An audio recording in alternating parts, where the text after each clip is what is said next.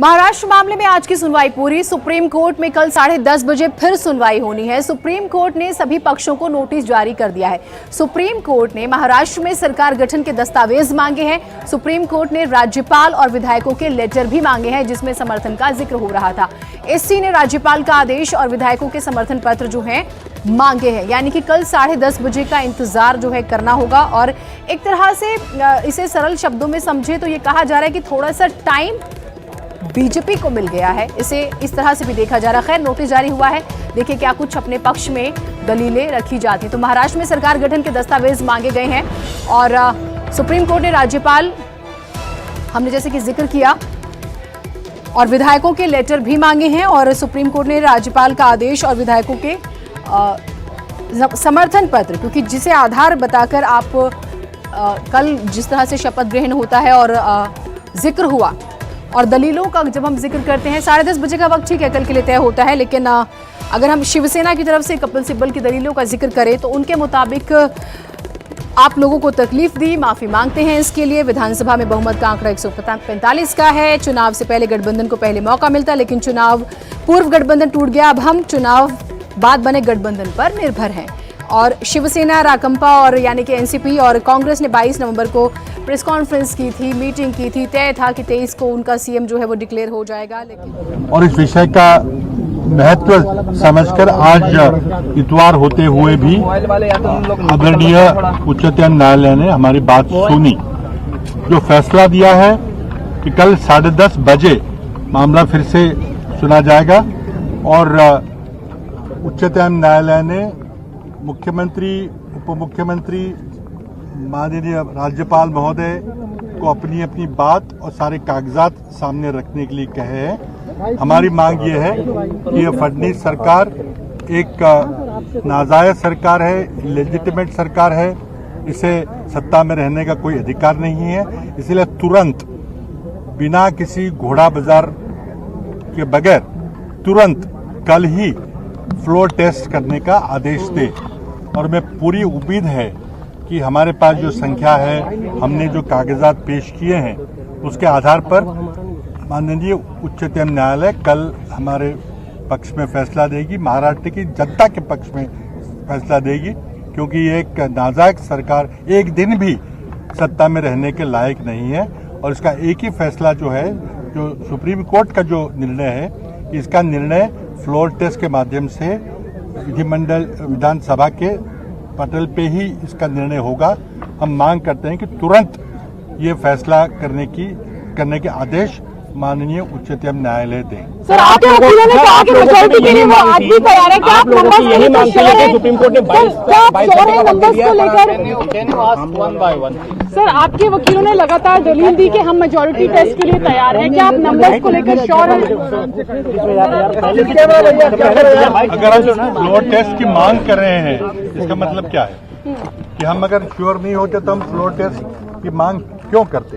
और जो लोग फ्लोर टेस्ट करने से कतरा रहे हैं, जो कोई टेक्निकल मुद्दे निकालकर समय मांग रहे हैं, एक वकील साहब ने 5 दिन का समय मांगा, किसी ने 4 दिन का समय मांगा।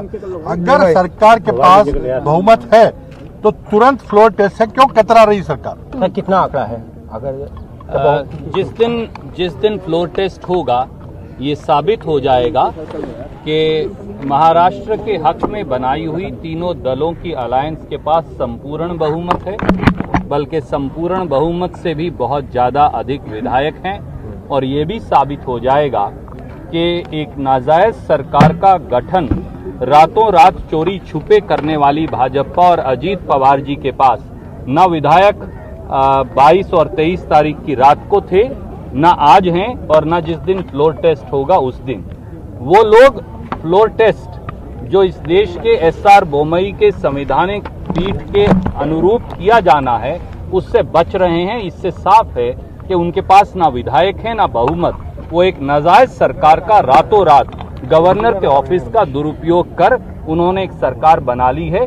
जिस दिन फ्लोर टेस्ट होगा, उनका अल्पमत साबित हो जाएगा और इस महाराष्ट्र की पक्षधर अलायंस का बहुमत साबित हो।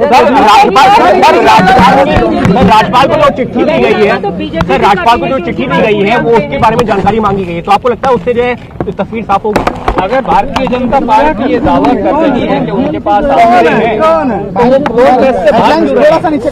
विधानसभा में अपना बहुमत साबित करने से डर रहे हैं। वो क्यों इस बात से गुरेज कर रहे हैं कि उनके पास बहुमत है? तो कल आज ही विधानसभा बुलाइए, अदालत को छोड़िए, दूध का दूध पानी का पानी सामने आ जाएगा और बहुमत साबित हो जाएगा।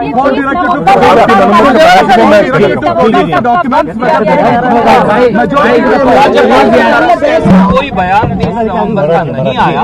मराठी में बोलेंगे। एक अनौपचारिक तौर से कानून मंत्री ने राज्यपाल की ओर से ये कहा था, वो भी ऑफिशियली नहीं कहा। मुझे नहीं पता ये 30 तारीख आई कहां से है। राज्यपाल जी ने कोई इस बारे में अधिसूचना या पत्र जारी नहीं किया, जो फिर ये दिखाता है कि भाजपा के पास बहुमत नहीं।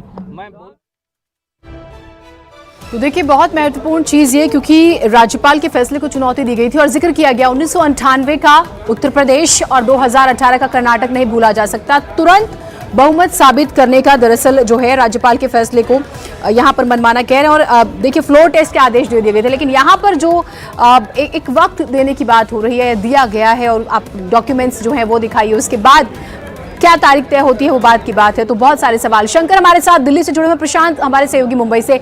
शंकर, जो है अभी आगे क्या, ये एक सवाल उठ रहा है।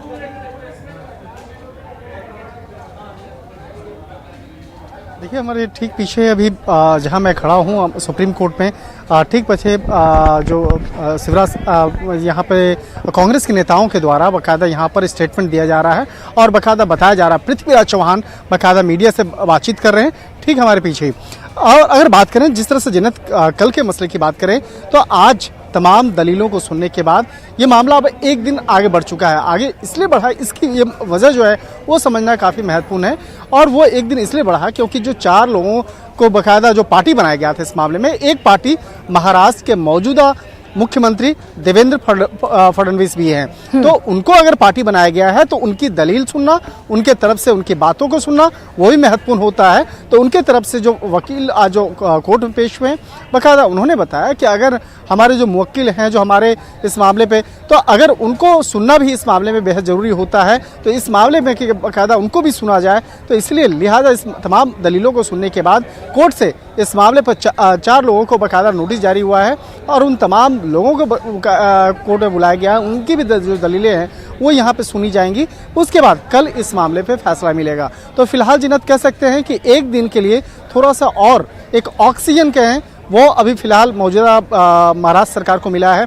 और ठीक, इस पर बात करेंगे। और 4 अगर पक्षों का आपने जिक्र किया, उसमें जितना हम जो है देख पा रहे हैं कि बीजेपी की तरफ से, फिर एनसीपी, कांग्रेस और हम बार बार जिक्र करें शिवसेना भी है, तो वो भी अपनी दलील रखेंगे। प्रशांत, एक चिट्ठी का जिक्र या डॉक्यूमेंट्स का जिक्र हो रहा है, इसे दर्शकों को सरल शब्दों में समझाना चाहेंगे, क्या वाकई है ऐसा कुछ?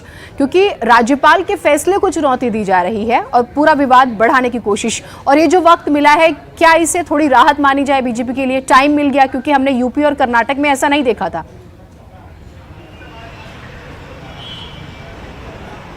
जी बिल्कुल, देखिए बीजेपी की यही मंशा थी कि 30 नवंबर जो समय सामने आया था कि अपनी बहुमत सिद्ध करने का, यानी बीजेपी के पास उतना समय रहेगा, उस बीच में कुछ विधायक तोड़ने के काम जो है किया जा सकता है, एक पॉसिबिलिटी मानी जा रही है। सरल शब्दों में आपको एकदम स्पष्ट बताऊं तो अभी फिलहाल शिवसेना कोशिश करे कि उनके जितने विधायक 56 जो चुन कर आए हैं उन्हें सुरक्षित जगहों पर रखा गया है और उन्हें इस बात पर मनाया गया है कि कोई किसी को तोड़कर ना जाए, क्योंकि ये सरकार टिकने वाली नहीं। ये बातें जो है उनके विधायक को समझाया जा रहा है। दूसरी तरफ सो एकदम केंद्र बना हुआ है शरद पवार और अजीत पवार। शरद पवार अभी कुछ समय पहले अपने घर से बाहर निकले हैं।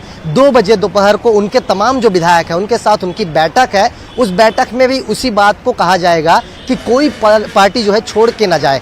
अजीत पवार को भी मनाने की प्रक्रिया सेकेंड हैंड पैरेलल चालू है कि जो उन्होंने फैसला लिया कहीं ना कहीं गलत है, वो फिर से पार्टी में आ जाए, ऐसी कवायद जो है एनसीपी की तरफ से की जा रही है।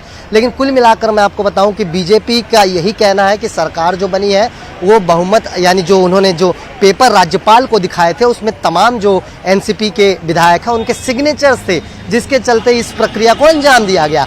लेकिन बात ये भी सामने कल हमने पूरे दिन देखा, जब शरद पवार ने प्रेस कॉन्फ्रेंस ली, उद्धव ठाकरे ने प्रेस कॉन्फ्रेंस ली, तो ये बताया गया कि उनके कुछ विधायक जिन्हें कुछ सही नहीं बताकर अजित पवार राजभवन लेके गए थे, वो वापस लौटकर एनसीपी के घेरे में आए हैं। यानी कुल मिलाकर देखा जाए जो मैजिक फिगर है 145 लाकर दिखाना है बीजेपी को, हम एनसीपी इसलिए नहीं कह सकते एक चीज जो समझने वाली, क्योंकि सिग्नेचर का आपने जिक्र किया, तो जिस तरह से मीटिंग्स होती रही हमने देखा, बहुत पिछली एक्सरसाइज देखें, स्पेशली शिवसेना और की बात करें हम एनसीपी या कांग्रेस की, एकदम एंगेज रहे, एक दूसरे से जुड़े रहे, तो वो सिग्नेचर, वो विधायक, वो वक्त कब मिल गया, ये भी थोड़ा सा परेशान कर रहा होगा इन तीनों ही पार्टियों को। नहीं, बिल्कुल देखिए, विधानमंडल का नेता यानी अजित पवार एनसीपी के थे, यानी वो नेता विधानमंडल का तब चुना जाता है जो पार्टी को लेकर फैसला ले, और सभी लोग उस फैसले को फॉलो करेंगे। ये एक प्रक्रिया होती है, चुनाव के बाद सभी विधायकों को बुलाकर नेता सेलेक्ट किया जाता है और उसके पास सभी अपने नाम और सिग्नेचर के दस्तावेज देते हैं, ताकि ये नेता जो हमारा विधिमंडल का है, ये आगे जाकर पार्टी को लेकर कोई अहम फैसला ले। वो पेपर जो है अजित पवार के पास था, क्योंकि वो विधानमंडल के नेता उनके चुने गए थे, इसमें कोई दो राय नहीं है, और उसी का फायदा अजित पवार ने कहीं ना कहीं उठाया। वही डॉक्यूमेंट जो है राज्यपाल के सामने दिया गया है, और इसी चीज को अब पुख्ता करने के लिए सुप्रीम कोर्ट का दरवाजा खटखटाया गया है। क्या ये धोखेधड़ी से सरकार बनाई गई है, या जो समय मांगा गया, क्या उस समय में और भी लोगों को तोड़ने की कोशिश की जाएगी? हालांकि दूसरे हैंड पे हम देख रहे हैं कि शिवसेना ने लगातार कहा है कि उनके पास आंकड़े 170 है, जो एनसीपी, कांग्रेस और शिवसेना के विधायक थे। फिर हम संजय राउत को भी सुन रहे हैं, और वो ये बात कहते नजर आए थे कि अगर आपने शपथ ले ही ली तो ठीक है, इतना इंतजार या इतना वक्त की जरूरत नहीं थी, आप सीधा अपना आंकड़ा हमें स्पष्ट कर देते, दिखा देते। शंकर, जो दलीलें रहीं, वो दलीलें एक बार से दर्शकों के लिए बता दीजिएगा, क्योंकि बार बार प्रश्न जो है, जब हम कोर्ट कचहरी की भाषाएं देखते हैं और कोर्ट कचहरी में जिस तरह से दलीलें रखी जाती हैं, यहाँ पर अटैकिंग मोड पे जरूर रहने की कोशिश हुई कांग्रेस की तरफ से या शिवसेना की तरफ से, लेकिन रिलैक्स उनको नहीं मिला।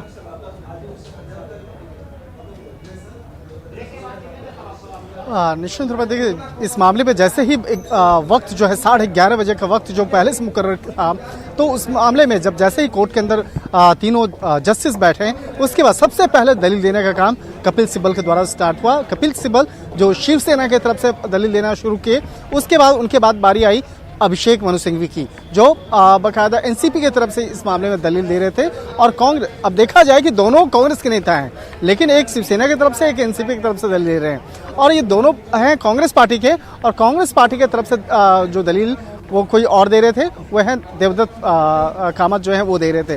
तो बाकायदा इन तीनों पक्ष की दलीलों को सुनने के बाद इस मामले में महाराष्ट्र सरकार के जो वकील थे, सॉलिसिटर जनरल, बाकायदा वो जो है उनकी दलील सुना गया, और उन्होंने ही अपनी दलील को देते वक्त कहा कि हम चाहते हैं कि इस मामले में जो चौथा एक पक्ष बनाया गया है, वो देवेंद्र फडणवीस को भी बनाया गया है, तो महाराष्ट्र के जो मौजूदा मुख्यमंत्री हैं उनको नोटिस जारी किया जाए, उनको भी बुलाया जाए, क्योंकि अगर कोई भी फैसला दिया जाता है, चाहे वो पक्ष में हो या विपक्ष में हो, ठीक, तो अब कल 10:30 बजे का इंतजार जो है करना होगा, और क्या कुछ होता है। आप दोनों का बहुत शुक्रिया, अपडेट्स हम आपसे लेते रहेंगे, लेकिन बहुत दिलचस्प